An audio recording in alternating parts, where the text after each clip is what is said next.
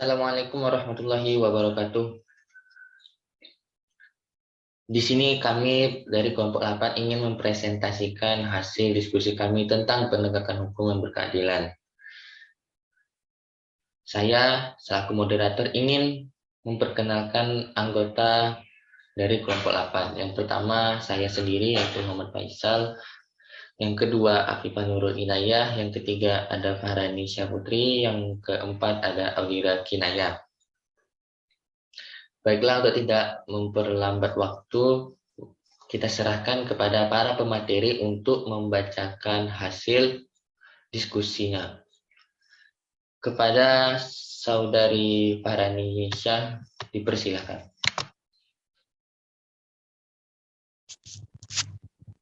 Penegakan hukum yang berkeadilan. Pengertian penegakan hukum. Penegakan hukum adalah proses dilakukannya upaya untuk tegaknya atau berfungsinya norma-norma hukum secara nyata sebagai pedoman perilaku dalam lalu lintas atau hubungan-hubungan hukum dalam kehidupan bermasyarakat dan bernegara. Ditinjau dari sudut subjeknya, penegakan hukum itu dapat dilakukan oleh subjek yang luas dan dapat pula diartikan sebagai upaya penegakan hukum oleh subjek dalam arti yang terbatas atau sempit. Dalam arti luas, proses penegakan hukum itu melibatkan semua subjek hukum dalam setiap hubungan hukum. Siapa saja yang menjalankan aturan normatif atau melakukan sesuatu atau tidak melakukan sesuatu dengan mendasarkan diri pada norma aturan hukum yang berlaku, berarti dia menjalankan atau menegakkan aturan hukum. Dalam arti sempit, dari segi subjeknya itu, penegakan hukum itu hanya diartikan sebagai upaya aparatur penegakan hukum tertentu untuk menjamin dan memastikan bahwa suatu aturan hukum berjalan sebagaimana seharusnya. Dalam memastikan tegaknya hukum itu, apabila diperlukan, aparatur penegak hukum itu diperkenankan untuk menggunakan daya paksa. Pengertian penegakan hukum dapat pula ditinjau dari sudut objeknya, yaitu dari segi hukumnya. Dalam hal ini, pengertiannya juga mencakup makna yang luas dan sempit. Dalam arti luas, penegakan hukum itu mencakup pula nilai-nilai keadilan yang terkandung di dalamnya, bunyi aturan formal maupun nilai-nilai keadilan yang hidup dalam masyarakat. Tetapi dalam arti sempit, penegakan hukum itu hanya menyangkut penegakan peraturan yang formal dan tertulis saja. Selanjutnya, konsep dan urgensi penegakan hukum yang berkeadilan. Thomas Hobbes dalam bukunya Leviathan pernah mengatakan Homo homini lupus, artinya manusia adalah serigala bagi manusia lainnya. Manusia memiliki keinginan dan nafsu yang berbeda-beda antara manusia yang satu dan yang lainnya. Nafsu yang dimiliki manusia ada yang baik, ada pula yang tidak baik. Inilah salah satu argumen mengapa aturan hukum diperlukan. Kondisi yang kedua tampaknya bukan hal yang tidak mungkin bila semua masyarakat tidak memerlukan aturan hukum. Namun, Cicero pernah mengatakan ubi societas idea. Artinya, di mana ada masyarakat, di sana ada hukum. Dengan kata lain, sampai saat ini hukum masih diperlukan, bahkan kedudukannya semakin penting.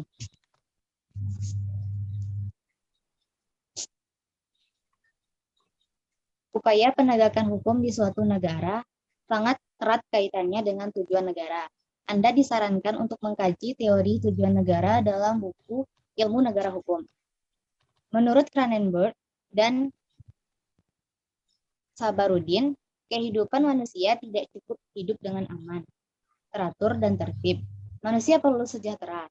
Apabila tujuan negara hanya menjaga ketertiban, maka tujuan negara itu terlalu sempit.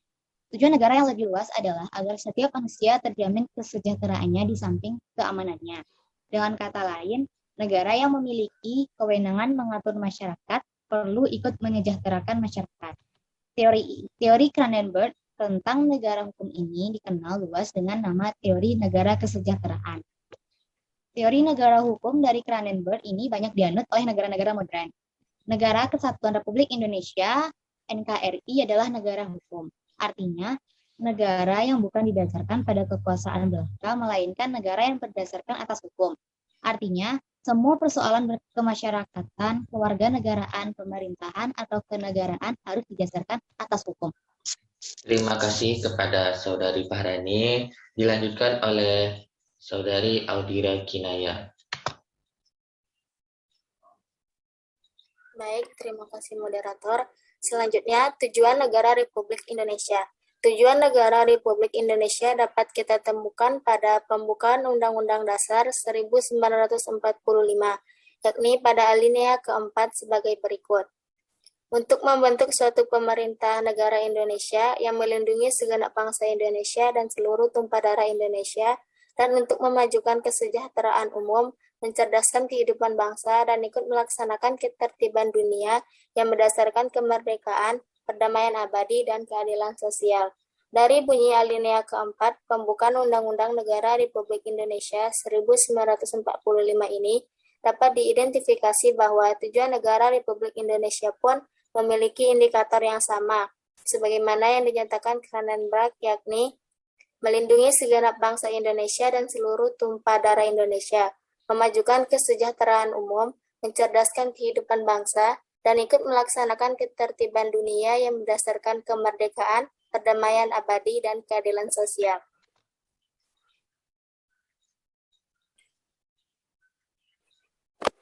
Tujuan negara ini dilaksanakan atau ditegakkan di Negara Kesatuan Republik Indonesia, perlindungan terhadap warga negara serta menjaga ketertiban masyarakat telah diatur dalam Undang-Undang Dasar Negara Republik Indonesia tahun 1945, di mana terdapat dalam bab 9 pasal 24, 24A, 24B, 24C, dan 25 tentang kekuasaan kehakiman.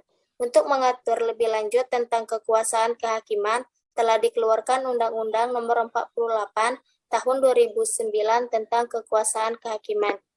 Dalam pertimbangannya, Undang-Undang Nomor 48 Tahun 2009 tentang kekuasaan kehakiman dinyatakan bahwa kekuasaan kehakiman dilakukan oleh sebuah Mahkamah Agung dan badan peradilan yang berada di bawahnya, dalam lingkungan peradilan umum, peradilan agama, peradilan militer, peradilan tata usaha negara, dan oleh sebuah Mahkamah Konstitusi untuk menyelenggarakan peradilan guna menegakkan hukum dan keadilan.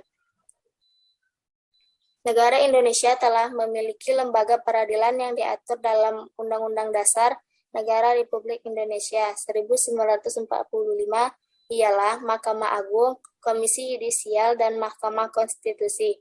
Selain lembaga negara tersebut, dalam Undang-Undang Dasar Negara Republik Indonesia 1945, ada badan-badan lain yang diatur dalam undang-undang tentang Mahkamah Agung, Komisi Yudisial, dan Mahkamah Konstitusi. Ini lebih lanjut diatur dalam Undang-Undang Nomor 48 Tahun 2009 tentang kekuasaan kehakiman. Sekian, saya kembalikan kepada moderator. Terima kasih Saudari Audira Kinaya. Dilanjutkan oleh Saudari Afifah Nurul Inayah. Baik, terima kasih kepada moderator. Saya akan melanjutkan materinya. Permasalahan penegakan hukum yang berkeadilan. Dari banyaknya tuntutan masyarakat, beberapa sudah mulai terlihat perubahan ke arah yang positif. Namun beberapa hal masih tersisa. Mengenai penegakan hukum ini, hampir setiap hari media massa elektronik maupun cetak menayangkan masalah pelanggaran hukum, baik terkait dengan masalah penegakan hukum yang belum memenuhi rasa keadilan masyarakat, maupun masalah pelanggaran HAM dan KKN.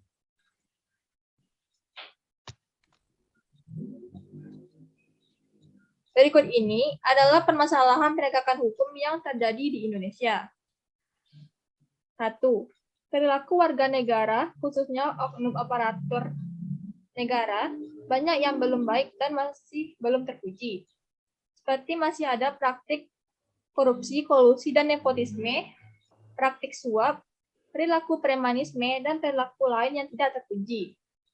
Yang kedua, masih ada potensi konflik dan kekerasan sosial seperti SARA, tawuran, pelanggaran hak asasi manusia, etnosentris, dan lain-lain. Yang ketiga, maraknya kasus-kasus ketidakadilan sosial dan hukum yang belum diselesaikan dan ditangani secara tuntas. Yang keempat, penegakan hukum yang lemah karena hukum bagaikan pisau yang tajam ke bawah tetapi tumpul ke atas. Yang kelima, pelanggaran oleh wajib pajak atas penegakan hukum dalam bidang perpajakan. Sekian, saya kembalikan kepada moderator. Terima kasih kepada Saudari Afifah Nurul Inayah yang sudah menyampaikan materinya. Dengan itu berakhirlah sudah hasil diskusi oleh kelompok 8. Terima kasih kepada para pemateri yang sudah menyampaikan hasil diskusinya. Saya selaku moderator mewakili teman-teman semua. Jika ada khilaf dan salah, mohon dimaafkan. Saya akhiri dengan mengucapkan wassalamualaikum warahmatullahi wabarakatuh.